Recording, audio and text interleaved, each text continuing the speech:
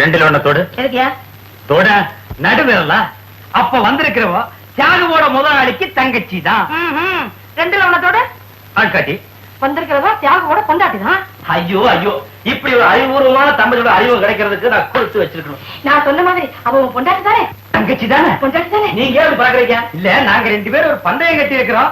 அவ தங்கச்சியா இருந்தா இவ தலை மொட்டை, அவ பொண்டாட்டியா இருந்தா இவர் தலை மொட்டை.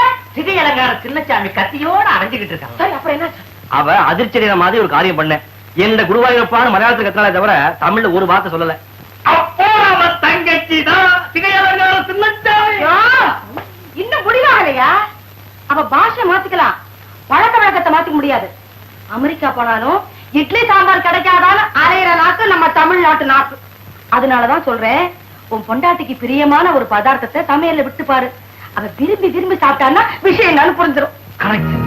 என் பொண்டாட்டிக்கு பாவக்கான உசுறு பச்சையாவே வாங்கி வச்சு தின்னுட்டு இருப்பான். அப்போ பாம்பு கடிச்சாலும் சாக மாட்டா. அப்போ ஒரு பாம்பு குடிச்சு கடிக்க விடுவோம். இப்போ பாவக்காய் யாரு என்னன்னு தெரியாத ஒரு புது ஆளை இந்த வீட்டுல தங்க வைக்க நான் சம்மதிக்கவே மாட்டேன். அவர் யாரா இருக்கட்டும், என்னவா இருக்கட்டும், முகத்தை பார்த்தா நல்ல மனசுனா தெரியுது. அவரை இந்த வீட்டுல தான் தங்க வைக்க போறேன்.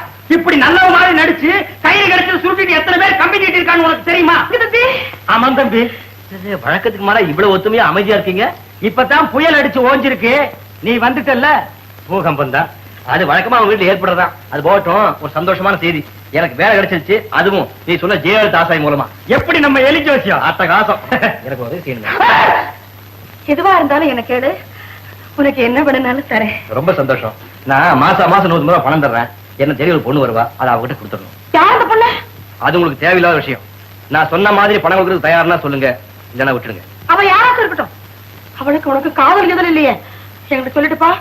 அப்பதான் எனக்கு மனசுக்கு நிம்மதியா இருக்கும். அது பத்தி மட்டும் ஏதாவது கேட்டீங்க, இனிமே இந்த வீட்டு வாசப்படி மிதிக்க மாட்டேன். தப்பா, ஒண்ணு கேட்க மாட்டேன். வெந்நீர் போட்டு வச்சிருக்கேன், போய் கை காலை கழுவிட்டு வா. என்ன சட்டை? வெந்நீரா போட்டு வைக்கிற வெந்நீர், அதுலயே அவனை முக்கி எடுக்கிறேன். முக்கி எடுக்கிற மகானே பாரு. எனக்கு இருக்கிற கவலை எல்லாம் அந்த 150 ரூபாய் வாங்க போற பொண்ணு யாரு, அவளுக்கு இவனுக்கு என்ன உறவு, அவ யாரா இருக்கலாம்? ஓ நிம்மதியை கெடுக்க அவ, ஏன் நிம்மதியை கெடுக்க இவன். எனக்கு வர்ற கோபத்துக்கு கல்ல எடுத்து நசுக்கிக்கலாம் போல தோணுது.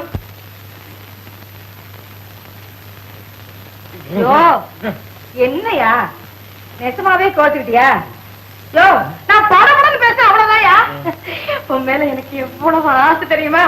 யோ, எனக்கு அது ரொம்ப தன்னானே நானே தன்னானே.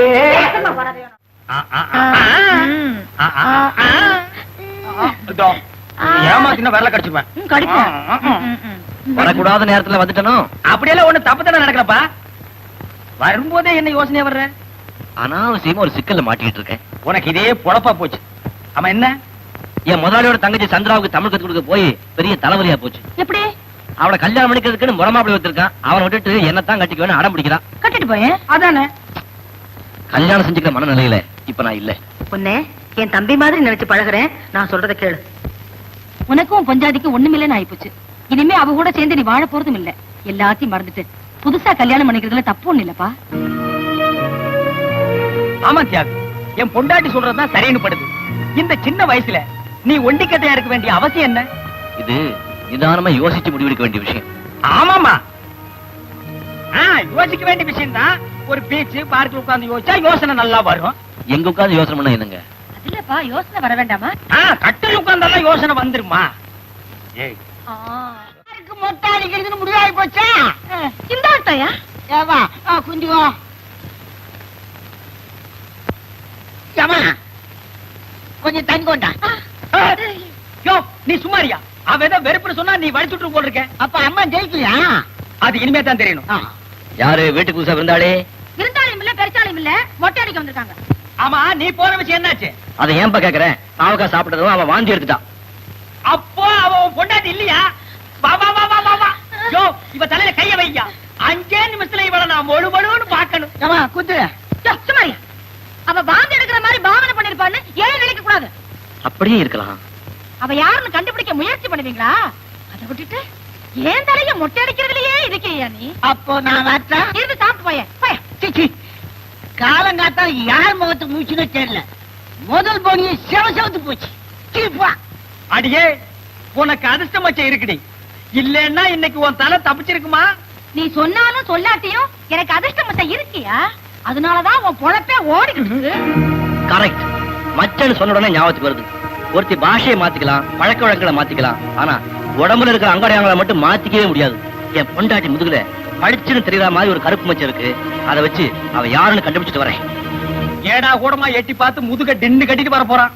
அப்படியே வந்தாலும் வெந்நீர் ஒத்தோட கொடுக்க நான் இருக்கேன், நீ போ. யோ, இன்னைக்கு ஜோசியத்துல எவ்வளவு சம்பாரிச்ச? என்ன ஒரு 5 ரூபாய் இருக்கும். அவ்வளவு என்கிட்ட கொடுத்துட்டியே, சாராத்துக்கு என்னையா பண்ணுவேன்? இந்தா 2 ரூபாய் வச்சுக்க.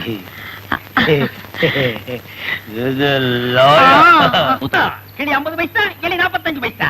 இன்னும் ஒரு பையிலையும் காணோம். அவன் கிளி ஜோசியம் மட்டும்தான் பாப்பான். நான் எலியை சேர்த்து வச்சு பாக்குறேன், ஒருத்தனும் வரமாட்டேங்கிறானே. ஒருவேளை நம்ம ஜாதகம் சரியில்லையோ? வந்துட்டா பெருசா காலங்காத்தால குச்சியை தூக்கி பொண்டாட்டியா லட்சணமா வீட்டுல இருந்து வேலை செய்வோம் இல்லாம புருஷனுக்கு போட்டியா கைரேகை ஜோசியம் பார்க்க வந்துட்டா. போனது வந்தது இருக்கிறது இல்லாதது எல்லாத்தையும் புட்டு புட்டு புட்டு புட்டு வச்சிடறேன் சார். புட்டாமலே நான் வைக்கிறேன் சார். நடக்க போறது நடக்காது, ஓடுறது ஓட போறது எல்லாத்தையும் விலாவரியா நான் சொல்றேன் சார். 2 பேர்ல காசு வாங்காம யார் ஜோசியம் பாக்குறது? காசு வேணாம் சார், கடனுக்கு நான் சொல்றேன். வா சார். அடியே இப்ப தாண்டி புரியுது நீ எதுக்கு ஜோசியம் பார்க்க வர்றேன்னு. ஆள் பிடிக்க வர்றேன் அப்படித்தானே? ஆளும் பிடிப்பேன் காலும் பிடிப்பேன். அடாடா, உங்க சண்டையை வீட்டுல வச்சுக்கலாமே. நீ வா சார், இது ஒரு அலைச்சல் கேஸ். அலக்கல கேசா சட்டை, இன்னைக்கு வீட்டுக்கு வா. சிலிப்பிரே சிலிப்பு ஒண்ணு. நல்லா உட்கார் சார். அடே எலிப்பையா, ஐயாவோட ராசிக்கு கூண்ட விட்டு வெளியே வந்து ஒரு நல்ல சீட்டா பொறுக்கி எடுப்பா. வா வா.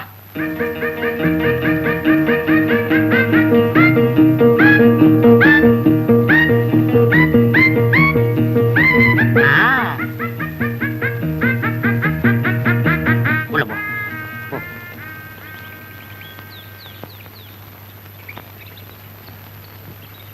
ஆஹா, ஆதிசங்கரர் படம் சார். இதுக்கு என்ன பலன் தெரியுமா? அவர மாதிரி காவிய கட்டிட்டு தேசாந்தரம் போன்னு சொல்லுவாரு. அவர் பேச்ச கேட்காதே. அடியே உனக்கு ஈடு கொடுக்க முடியாம நான் தாண்டி ஒரு நாளைக்கு தேசாந்திரம் போக போறேன் சார். ஜெகத்குரு படம் உங்களுக்கு வந்ததால ஜெயங்கிற இடத்துல பேர் ஆரம்பிக்கிற ஒரு பெரிய மனுஷனுடைய உதவி கண்டிப்பா கிடைக்கும்.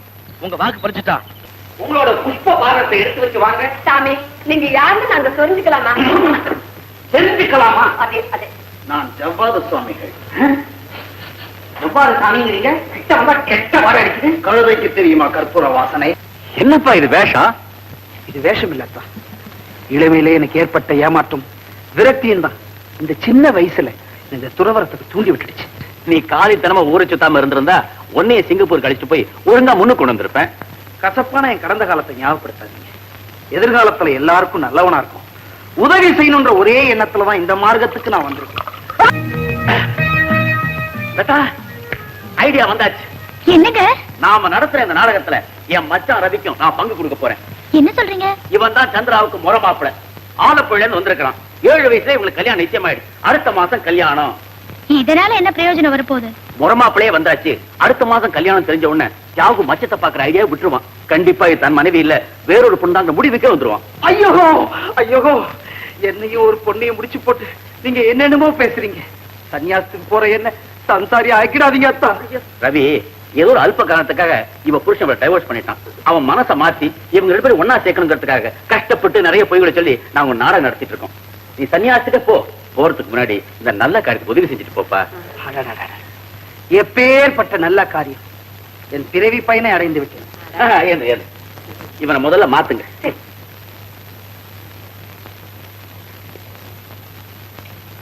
என்ன பண்ண போறீங்க? சாவியில இருந்தா கல்யாண மாப்பிள்ளைன்னு எவன் நம்புவான்? அதனாலதான் உங்க தொடைய மாத்த போறேன். உடைய மாத்த போறேன் சாமி. அப்படியா?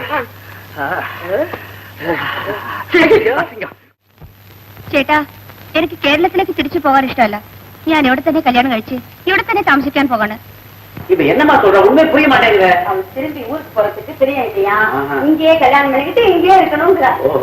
என்ன சார் மலையாள தமிழ் டிரான்ஸ்லேஷன் நடக்குது? என் தலையெழுத்து பாருப்பா. சொந்த சிஸ்டத்தை பேசுறதுக்கு அம்மா முடிவு இருக்க வேண்டியிருக்கு. அம்மா பேசுறதுக்கு நான் விளக்கம் தர வேண்டியிருக்கு. ஐயா, பாப்பாவுக்கு உடனடியா ஒரு தமிழ் வாத்தியார் ஏற்பாடு பண்ணி தமிழ் சொல்லி கொடுத்தா என்ன? நான் இருக்கும் போது எந்த வாத்தியாரும் சந்திராவுக்கு தமிழ் சொல்லி தரக்கூடாது. நான் தான் சொல்லி தருவேன்.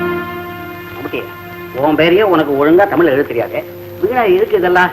ஐயா, நீங்க இந்த வீட்டு மாப்பிள, உங்களுக்கு ஏங்க இந்த சிரமம்லாம்? நான் தான் சொல்லி தருவேன். கை நட்டு அப்புறம் கஷ்டப்படுவேன். உனக்கு எதுப்பா வீண் தரமா? வேற வேலைக்கு ஜாலியா சாப்பிட்டு இருக்கிறதுக்கு இல்லாம என்ன பயமுறுத்துறீங்களா? டெஸ்ட் பண்ணி பாருங்க. சரி, எங்க சொல்லு. தமிழுக்கு எத்தனை உயிர் எழுத்து? 3 எழுத்து. எப்படி? ஊ, ஈ, இர், உயிர். நல்ல வேலை உயிர்னு சொன்னீங்க. இந்த அம்மா மாதிரி வேற எதையாவது ஏடா கூடமா சொல்லாம. சார், உங்களுக்கு ஆட்சேபம் இல்லைன்னா சந்திராவுக்கு நான் தமிழ் சொல்லி தரேன் சார். நீயா? நான் தமிழ்ல கிளாஸ் வரணும் சார். அப்படியா? That's good. சந்திரா, இனிமே தியாகு உனக்கு தமிழ் கத்து கொடுப்பான். எனக்கும் அதான் இஷ்டம். இத பாருப்பா, சந்திராவை உங்ககிட்ட ஒப்படைச்சிட்டேன். அவளை முழுக்க முழுக்க தமிழ் பொண்ணாக்க வேண்டியது உன் பொறுப்பு. நாளைக்கே நான் டியூஷன் அமைச்சேன் சார். வரேன். பையன் நல்லா மாட்டிக்க போறான் பாரு. பேமாடி, பேமாடி. தமிழ் தெரிஞ்ச பொண்ணுக்கு தமிழ் கத்து தரானா? நல்லா பேசுறேன். தமிழ் கத்துக்கிறதுக்காக இவளை அவன் கூட அனுப்புறேன். இதனால 2 பேரும் நெருங்கி பழகிறதுக்கு ஒரு சந்தர்ப்பம் கிடைக்குமேங்கிறதுக்காக காடி விடுறான் நடுவுல. அதான் இந்த வேஷத்துக்கு எவ்வளவு பணம் தரீங்க? அமிதாப் பச்சன் வாங்குற சம்பளம். பணத்தை வாங்கிட்டு வேலை செய்யாம இருக்க மனசு ஒத்து வரல.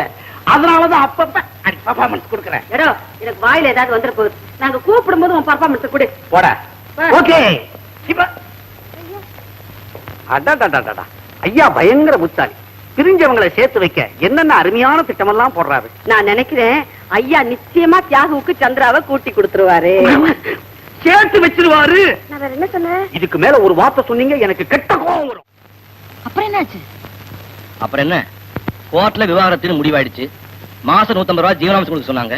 கொடுத்துக்கிட்டு இருக்கேன். ஓஹோ, அந்த பணத்தை நீ என்கிட்ட வந்து வாங்கிக்க சொன்னியா? ஆமா. இதுக்கடையில என் முதலாளியோட தங்கச்சின்னு சொல்லி அவள மாதிரியே ஒருத்தி அங்க நுழைஞ்சிருக்கா. அவ உண்மையிலேயே என் முதலாளியோட தங்கச்சி தானா இல்ல என் பொண்டாட்டி அங்க போய் வேஷம் போட்டிருக்காளான்னு தெரியாம குழம்பிக்கிட்டு இருக்கேன். இதுல குழப்பமே தேவையில்லை. நிச்சயமா அவ உன் பொண்டாட்டிதான். ஏதோ திட்டம் போட்டு தான் இங்க வந்திருக்கான். இந்த ஆளு முதலாளி. இவர் சம்சாரத்துக்கு என்ன மாமனா மச்சானா? கண்டிப்பா அந்த பொண்ணு பொண்டாட்டியா இருக்க முடியாது.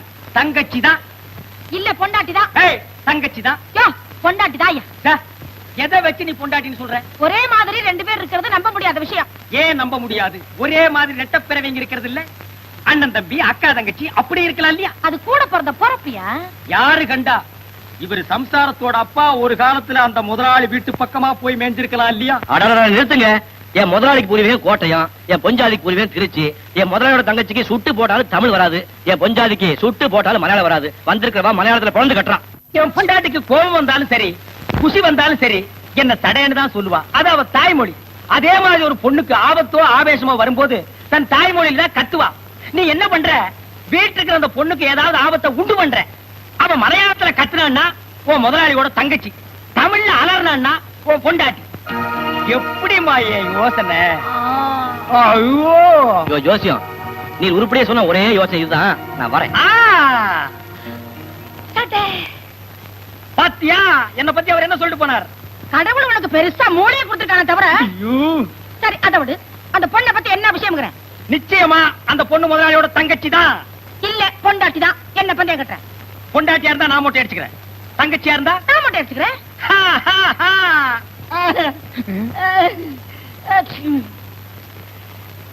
ஆரம்பிச்சுடலாமா? கொஞ்சம் தள்ளி கொண்டாங்க. யார் நீ? சிகை அலங்காரம் சின்னசாமி. ஒட்டன்னு சத்தம் வந்தது, உள்ள நுழைஞ்சிட்டேன். பந்தயமே இப்பதான் கட்டியிருக்கோம். அதுக்குள்ள கடையை பரப்பி கத்திய வேற திட்டுறியா? தொழிலாளர் குடிச்சிட்டு இருக்கேன். முதல் மொட்டை நீதான். சிகை அலங்காரம் தேவைப்படும் போது சொல்லி அனுப்புறோம். அப்ப வந்து நீங்க கை வச்சா போதும். நீ ஒண்ணும் சொல்ல வேணாம். வர்ற வழி போற வழிதான். ஆமா. பேபி கேட்டா கொடுக்க வேண்டியதானே? காபியா? அவர் என்ன கேட்டேன்? உங்களோட பெரிய போராட்டமா போச்சு. காபிக்கு பேபி, சோறுக்கு சேரு, மோருக்கு பீரு. ஆமா, நீங்க சந்திராவுக்கு அம்மா வேஷம் கட்டுறதுக்கு முன்னால என்ன பண்ணிக்கிட்டு இருந்தீங்க? ஸ்பெஷல் நாடகத்துல ஹீரோயின் வேஷம் போட்டுக்கிட்டு இருந்தேன். கிழிஞ்சது போ. தமிழ் தான் விளையாடுறதுன்னு நினைச்சேன். இங்கிலீஷும் அப்படித்தானே? ஆமா, நீங்க எப்படி அன்னாட கூலியா கான்ட்ராக்டா? அன்னாட கூலியா? கான்ட்ராக்டியா? 5000 ரூபாய். 5000 ரூபாயா? அதை வச்சுக்கிட்டு என்ன பண்ண போறீங்க? ஒரு நல்ல மாப்பிள்ளையா பார்த்து முட்டிக்கிட்டு கட்டிக்கிட்டு. அதான பார்த்தேன். அவன்ல முட்டிக்கணும். இந்த முடிப்பு தொழிலையே விட்டுட போறேன். அப்பாடா, நடிப்பு தொழில் தப்பிச்சது. ஆனா பாவம் மாப்பிள. அம்மா, கட்டிக்கிறதான் கட்டிக்கிறீங்க. சூடு சொரணை ரோஷம் மானம் எதுவுமே இல்லாத புறம்போக்கு பயலா பார்த்து கட்டிக்கிங்க. அதுதான் உங்களுக்கு நல்லது, அவனுக்கு நல்லது. சீதாபதி, அந்த புறம்போக்கு பையன்